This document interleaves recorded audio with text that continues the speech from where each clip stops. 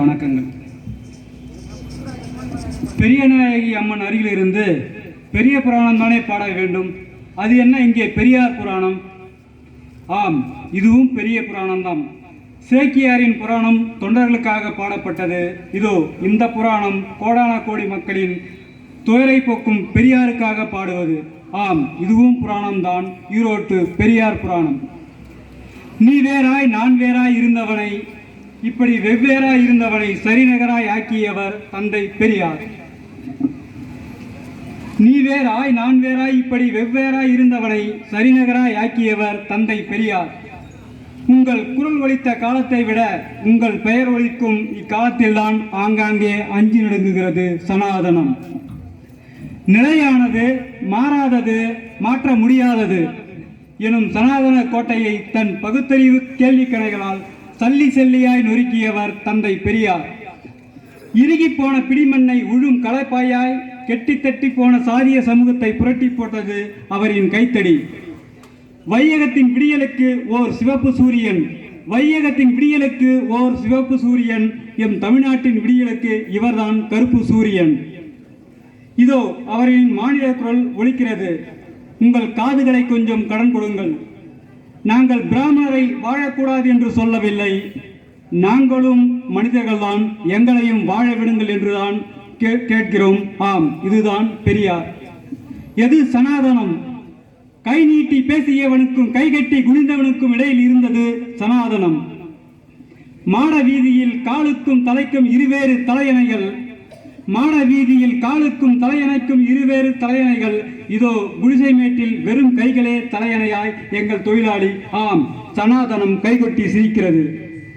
குலக்கல்வி ஒரு குலத்தாருக்குமே உரித்தான கல்வி, இதுதான் சனாதனம். உழைத்தெறிந்தது பெரியாரின் சமூக நீதி. கட்டற்ற உடலுக்கும் கட்டுண்ட உழைப்புக்கும் இடையே இருக்கிறது சனாதனம். அக்ரஹாரம், செட்டியார் தெரு, கோனார் தெரு, நாயுடு தெரு, கவுண்டர் தெரு, இதோ தெருவில் இருந்த சனாதனத்தை வள்ளுவர் தெரு, தொல்காப்பியர் தெரு, இளங்கோ தெரு, பாரதி தெரு, கபிலர் தெரு, இப்படி பைந்தமிழ் மனம் கமிழ் செய்தவர் தந்தை பெரியார். கற்றவனுக்கும் கல்லாதவனுக்கும் இடைவெளியில் கொட்டமடிக்கிறது சனாதனம். கற்றவனுக்கும் கல்லாதவனுக்கும் இடைவெளியில் கொட்டமடிக்கிறது சனாதனம். வாழ்க்கை துணைக்கும் கன்னிகாதனத்திற்கும் இடையில் இருப்பதுதான் சனாதனம்.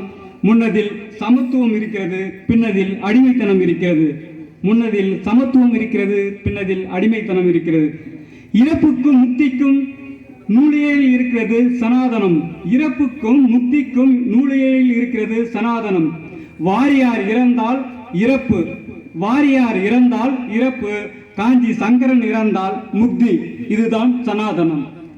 வண்ணங்களில் பேதத்தை வைத்தவன் அந்நியன், இதோ வருணத்தில் பேதத்தை வைத்தான் ஆரியன்.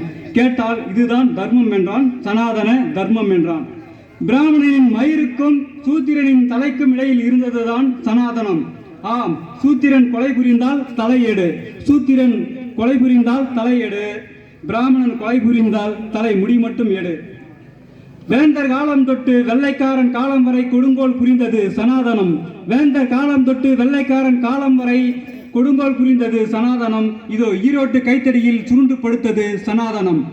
இப்போதும் நடுநடுங்குகிறது காஞ்சி அக்ரஹாரம், இப்போதும் நடுநடுங்குகிறது காஞ்சி அக்ரஹாரமும் டெல்லி தர்பாரும். காரணம் எங்கள் ஈரோட்டு பெரியார். என்னுடைய அம்மா, என்னுடைய அப்பா, என்னுடைய ஆசிரியர் எல்லாரும் எனக்கு பெரியோர் ஆனார்கள். பகுத்தறிவு சூரியனே, நீ மட்டும் எமக்கு பெரியாராய் ஆனாய். சீட்டுக்கட்டாய் அடுக்கியிருந்த மூட நம்பிக்கையை உன் பகுத்தறிவு சிந்தனையால் மூளையிலிருந்து இறக்கியவர் தந்தை பெரியார்.